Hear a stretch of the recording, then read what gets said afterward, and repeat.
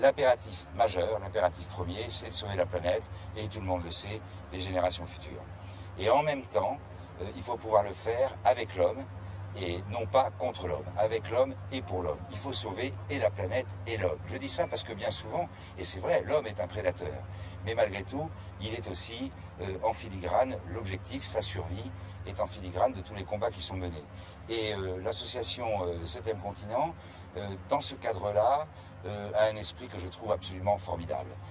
Il ne s'agit pas demain de sanctuariser les océans. Nous avons besoin des océans, nous en avons besoin et nous en aurons de plus en plus besoin avec l'épuisement des ressources terrestres, etc. À tout point de vue, je ne vais pas énumérer les richesses que l'océan possède. Je vais simplement citer un exemple. Certains s'interrogent, est-ce qu'il n'y aurait pas conflit entre mettre en priorité la lutte contre le climat et celle contre la biodiversité? Mais non, bien entendu, c'est lié. Et l'élément central, le lien, ce sont les océans.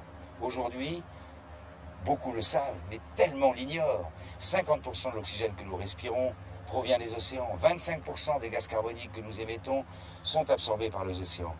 Les océans, c'est le premier régulateur du climat.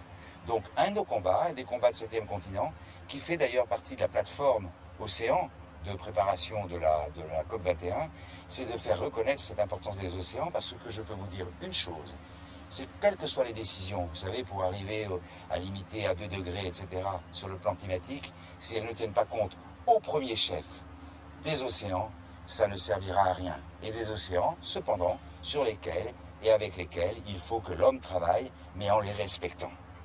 Alors, en plus, il faut savoir que l'expédition 7e continent, c'est aujourd'hui à Paris, comme c'était le cas l'année dernière, mais c'était aussi, il y a quelques semaines, dans l'arc Caraïbe, avant que le bateau d'expédition parte dans le gire de l'Atlantique Nord pour faire ses explorations, ses observations, ramasser ses échantillons.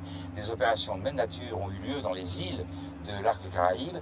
De même nature, je veux dire aussi bien sur le plan pédagogique, en recevant des jeunes comme on le fait aujourd'hui, mais aussi en allant avec eux ramasser le plastique et leur faire prendre conscience que les gestes individuels sont importants, et aussi, pourquoi pas, à travers eux, en faire conscience, prendre conscience aux adultes.